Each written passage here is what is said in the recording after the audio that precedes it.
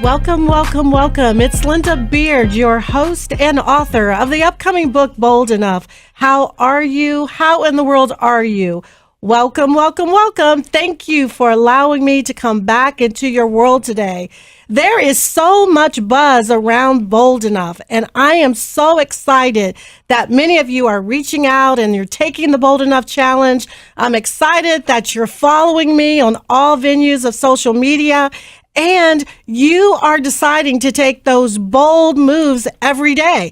It's the new year, and many of you have leaps and leaps and leaps and bounds that you have decided to take in your New Year's resolutions. So what better way than to kick off this new year with a series, Bold Enough Moves?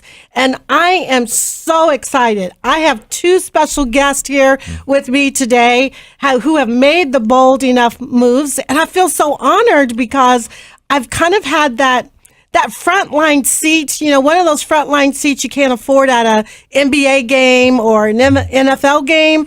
But I've had a front seat in watching their business just grow. And I'm so excited to have Jerrud Smith and Sin on the show today to talk about New Vision Media. Wow, guys, you guys are incredible. I cannot wait for the listeners to begin to hear your story. So before you talk about New Vision Media, which I know you're just burning to talk about it, how did you really get into the whole media world? How did you get there? You want to start out? Oh, my love of media and film. Where does it start? So growing up,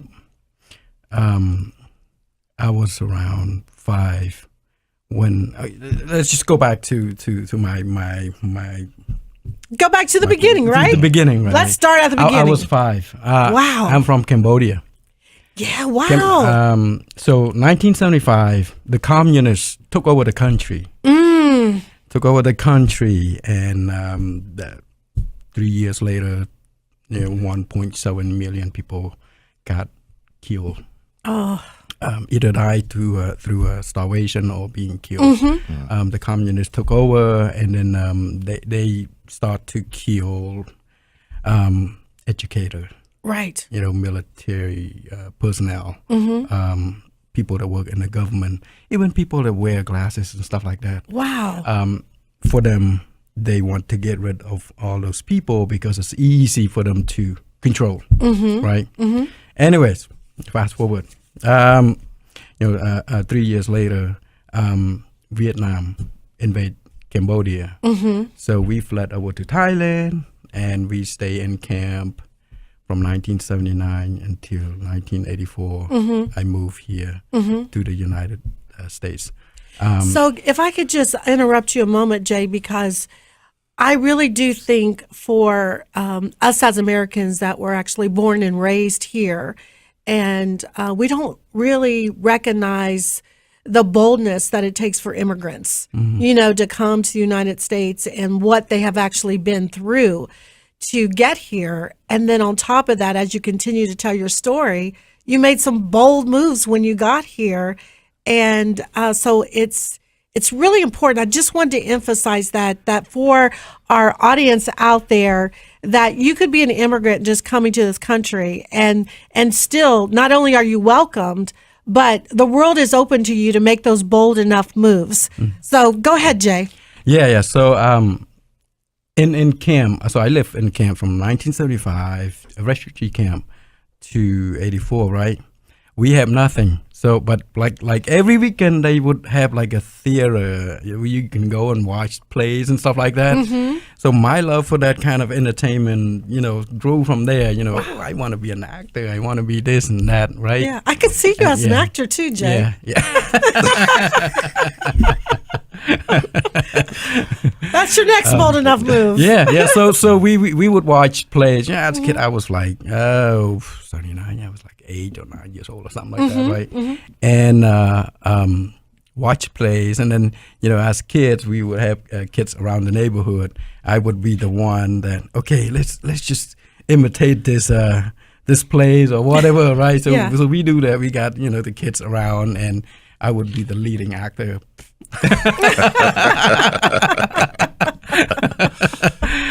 So we do that. My crew, my love for entertainment, start to grow from there.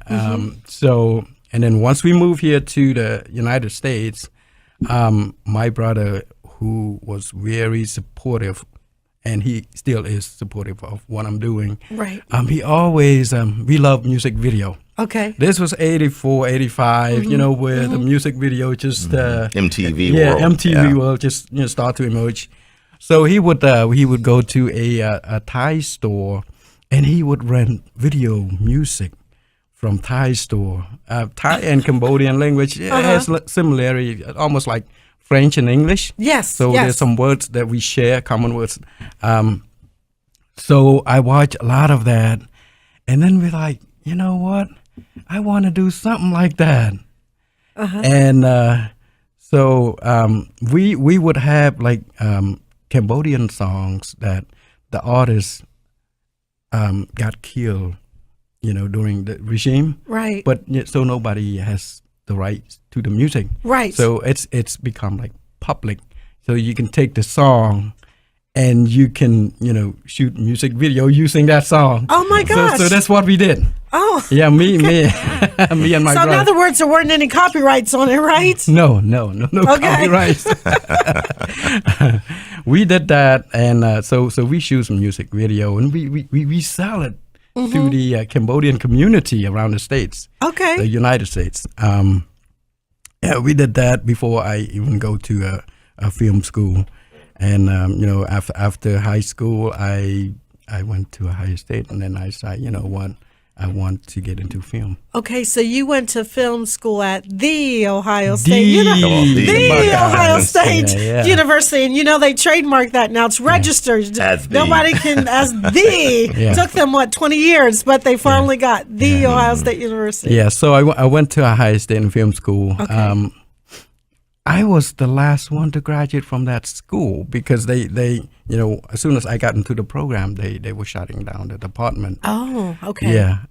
So graduate, I was the very last one to graduate from Ohio State in film school, and I thought I was going to be in California, working with Steven Spielberg and then those guys. So how did you land your first job then after the Ohio State University? What did it take you a while to get a decent job, or because I know our listeners want to know, they're out there, somebody's wanting to get into media and they're thinking, what kind of skill do I need besides being bold enough? Right. So, I said it all the time. These kids now they have a lot of resources, because of the internet, because of YouTube and stuff like that. Right. Back in the day, oh man, if you want to learn how to do something, you gotta go to the library and check out books and stuff like that, right? So it was much harder. So what was your first job then out of college? My first job was I was working for a TV station. Channel 28 at WTTE. Okay. I was I don't know if I did I was doing an intern, and at the time there was a turnaround at the department that I was working. So I think I did an intern for a couple of days. They're like, okay, yeah, we need some people. You are hired. So it was master control. Basically, master control is the person who's responsible for making sure programs and commercials and stuff like that run according to the log.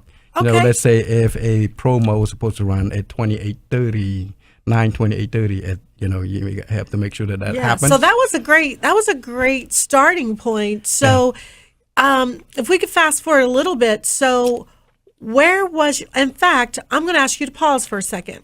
I'm going to come over to Jarrett and say, Jarrett, what was your beginning story? And then we'll talk about the merger. Right. How did you guys come together and start New Vision? Yeah, so mine stopped at the TV station. All right, Jarrett, pick up from there. Carry on. Wow. You've got a good story. Keep going. We're going to come out. We're coming back. Let me look at my notes here. Well, my story started at the the early age of 5 years old. My dad was a semi-professional photographer, and he's a minister too. And so he had a dark room in the house. And at 5 years old, I used to go down there and watch him develop the pictures. So I'm standing by his side. He put me up on a little footstool, and he said, "Watch this." He puts the a developing paper. First, he takes a snapshot of it from the camera in there, and then he puts it in the developing paper, and I see the image come to life. Wow. And after seeing that, I was just truly amazed by that. And I said, wow, this is really neat. This is something I could really do the rest of my life. And it didn't stop. It didn't just start there. It also, at 6 years old, I went to a television station. We lived in Washington, D.C. at the time. And, the field trips and everything. Instead of the zoo, we went to a TV station. Right. And I walked in the studio, and I saw all the anchors, the reporters, and I saw people running around and with cameras. And at that point, I said, you know what? This is something I want to do the rest of my life. Wow. At that point, with my dad's mentorship and then the television station tour, I was just like, wow. So I went home that evening, and I took a cardboard box, and then I cut a hole into the box, and then I took my mom's wrapping paper. Oh, my goodness. And I took all the wrapping paper off, and then I had a tube. That was my lens.